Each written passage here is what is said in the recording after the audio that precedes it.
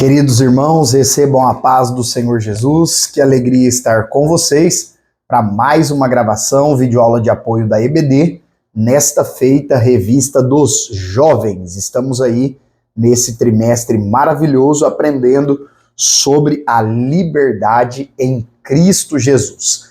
Se você não assistiu, não acompanhou as lições 1, 2 e 3, que foram sensacionais, eu vou deixar aqui na descrição do vídeo os links para você assistir depois da aula de hoje. Se você for novo por aqui, seja muito bem-vindo no canal. Eu sou o professor Micael Henrique e é uma alegria estar com você. Semanalmente estamos aí nas revistas dos jovens, juvenis e também dos adultos, aprendendo juntos a palavra de Deus. E se você for novo, além de ser muito bem-vindo, você pode nos ajudar se inscrevendo aí no canal.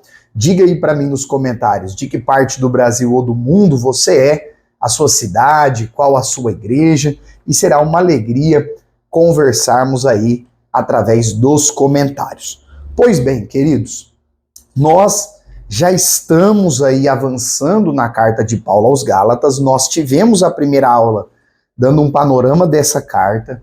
A segunda aula, Paulo confronta o falso evangelho que os judaizantes pregavam, e na terceira lição ele fala a respeito da sua chamada. Chamada essa que o próprio Cristo fez a Paulo. Ainda quando ele era o grande perseguidor da igreja, o Saulo, aquele fariseu terrível.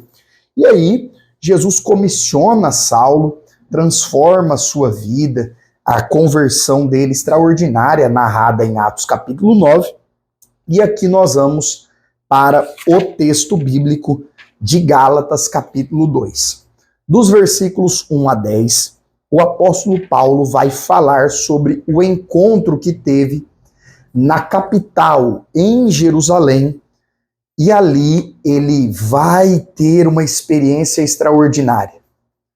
Quando Saulo se converte, em Atos capítulo 9, após ele ser curado da cegueira, após Deus usar Ananias para impor a mão sobre ele, a Bíblia diz que ele é cheio do Espírito Santo, ele ficou muito animado. Isso já aconteceu comigo e com você, sim ou não? Conta aqui para mim nos comentários se quando você teve o encontro com Cristo, você desejou falar do amor de Cristo para as outras pessoas. E aí, querido, Saulo vai até as sinagogas de Damasco e depois em Jerusalém. E o problema é que o histórico dele era péssimo. Perseguidor, alguém que votava a favor de prender, de matar os cristãos. E agora os irmãos judeus dele estão enraivecidos, enfurecidos, porque ele é um herege, ele é um traidor, ele abandonou a fé, ele apostatou do judaísmo, do farisaísmo. E então, Paulo tem que fugir. Passados 14 anos, o próprio texto bíblico de Gálatas 2, versículo 1, deixa isso muito claro. É provável que Paulo tenha ido passar 3 anos no deserto da Arábia, relendo a lei, os mandamentos, relendo o Antigo Testamento, reconsiderando a interpretação mosaica, a interpretação dos fariseus, olhando para o Antigo Testamento agora, assim como nós cristãos olhamos, como figuras da nova aliança em Cristo Jesus, apontando para Cristo. E ele vai passar mais 11 anos de volta em Tarso, na sua cidade natal, trabalhando em tendas, servindo a Jesus no anonimato. E agora, 14 anos depois, por uma revelação de Deus, e a lição vai trabalhar isso, por uma revelação divina, o Espírito de Deus lhe revela, lhe conduz a ir até Jerusalém. E ele não vai só. O texto sagrado diz que ele está acompanhado de Barnabé, aquele que foi usado por Deus para buscar Saulo lá em Tarso e começar a trabalhar na obra. Você pode ler isso em Atos 11, você pode ler isso também em Atos 13. Se você desejar, aqui no canal nós temos uma pregação sobre Barnabé. Você e eu precisamos ser um Barnabé de Deus na vida das pessoas. É Barnabé quem vai ser usado por Deus para buscar Saulo, para trabalhar no reino. Então Deus conta comigo e com você para sermos um Barnabé na vida das pessoas. Guarde isso. E agora, queridos, por uma revelação de Deus, Paulo, Barnabé e também Tito vão até Jerusalém ter um encontro com os apóstolos. E é acerca deste encontro que ele vai narrar aqui aos judaizantes e aos irmãos da igreja da Galácia que eles, quando eles foram até Jerusalém, eles encontram os apóstolos que eram considerados colunas da igreja. Pedro, Tiago, João. E estes apóstolos não refutaram o chamado e o apostolado de Paulo. Não proibiram Paulo de pregar.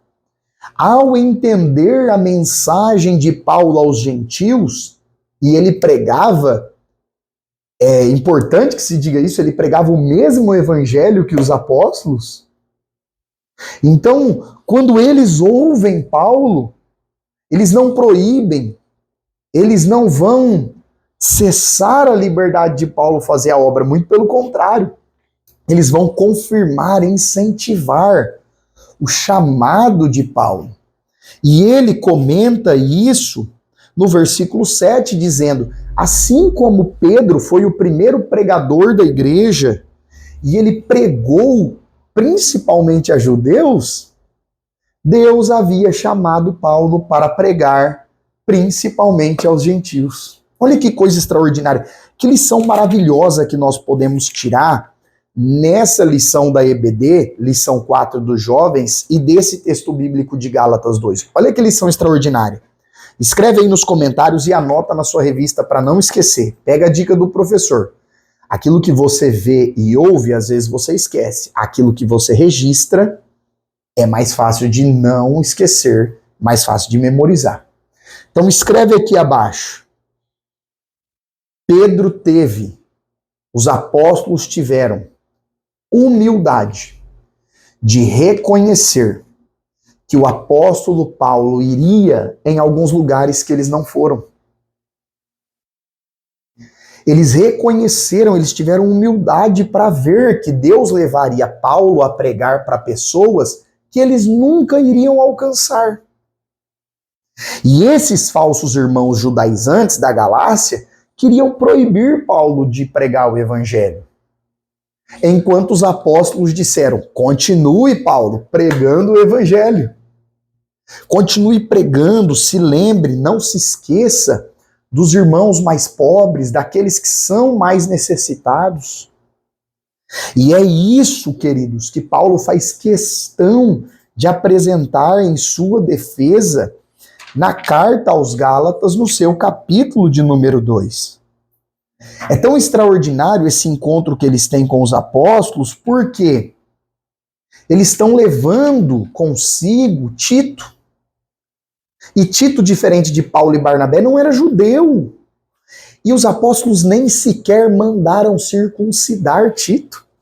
Alguém diz assim: irmão Micael, mas a Bíblia diz que Timóteo foi circuncidado para continuar pregando. É claro, uma estratégia evangelística, porque Timóteo era filho de uma mulher judia. Quando ele chegasse para pregar para os judeus que não aceitavam os cristãos, eles diriam: mas você é circuncidado, Timóteo. Você tem o pacto de Abraão, Timóteo. Ele diria: sim, sou circuncidado. E eles não teriam desculpa para proibir Timóteo de pregar para eles. Agora, Tito, que não tem nenhum parentesco judaico, é um grego de nascimento, não foi obrigado e nem orientado pelos apóstolos que Tito circuncide. Por que isso, irmão Micael? Porque os apóstolos entenderam, debaixo da graça de Deus, os apóstolos entenderam que a circuncisão era o sinal da aliança de Deus com Israel. Logo, Agora a igreja, visto que a igreja não é Israel, a igreja composta por todos quantos entregam a sua vida a Cristo, e na nova aliança, o sinal da circuncisão não é mais na pele do homem, não é mais externo, visível à pessoa, e sim no coração, de dentro para fora. E o apóstolo Paulo deixa isso claro. Ele deixa claro que ele está pregando o evangelho da incircuncisão. Então, os apóstolos, que são chamados por Paulo de as destras, no versículo 9, aqueles que eram colunas da igreja, eles chancelaram, eles confirmaram a missão de Paulo para pregar aos gentios. E aqui nós temos uma tabelinha na revista dos professores de jovens que eu queria chamar a sua atenção. Pegue a dica do professor, trabalhe a ideia que essa tabela está incentivando. Trabalhe essa ideia junto aos seus alunos. Paulo fala dos falsos apóstolos, dos falsos líderes. E fala das marcas de um líder, de um apóstolo autêntico. Perceba, o falso líder acreditava possuir muito conhecimento e uma eloquência superior aos outros. Um verdadeiro apóstolo, ele está cheio de conhecimento, cheio de sabedoria, mas ele tem humildade. Ele reconhece a sua limitação, as capacidades do outro. Ele sabe que não sabe tudo. Ele sabe que não conhece tudo. Aqui nós já temos uma primeira antítese. A segunda, os falsos apóstolos afirmavam ter visões e revelações.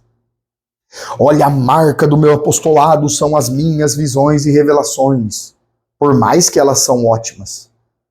Mas o verdadeiro apóstolo, ele confirma o seu apostolado através dos frutos que as visões e revelações que ele teve geram para o reino de Deus.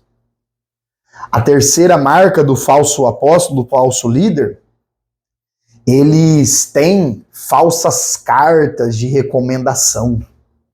2 Coríntios 3:1. Enquanto Paulo é comissionado por Deus e as suas credenciais apostólicas eram vistas através das igrejas que Paulo fundou, que Paulo pregou, que Paulo trabalhou. Ou seja, uns têm comprovações teóricas apenas. Ele tem comprovações visíveis, palpáveis, inquestionáveis. Os falsos apóstolos ou os falsos líderes aceitavam pagamentos por serviços e coisas espirituais. Enquanto o apóstolo Paulo, apesar de ser ajudado por muitos irmãos e por algumas igrejas, ele diz que nunca explorou, nunca foi pesado a nenhum dos irmãos, a nenhuma das igrejas. Muitas vezes, para não ser pesado, ele diz que eles trabalharam com as próprias mãos, mesmo não tendo aquele tempo disponível para isso. E a última das marcas dos falsos apóstolos e líderes que ele coloca, eles se gabavam por serem judeus da Palestina, do berço do cristianismo primitivo. E o apóstolo Paulo, ainda que tinha ali uma descendência judaica, e nós sabemos que ele também era romano, nascido em Tarso, nós vemos na sua marca de apóstolo verdadeiro, é que ele está mais preocupado e mais alegre por ter nascido de novo do que pela sua nacionalidade. Então, queridos, são questões aí maravilhosas para trabalhar nessa lição de número 4 da EBD dos Jovens. Se você chegou até aqui, não se esqueça, se inscreva no canal, lembre de curtir esse vídeo, deixe suas dúvidas, perguntas, sugestões, comentários aqui abaixo. Vai ser uma alegria conversar com você. Deus te abençoe e até a próxima aula.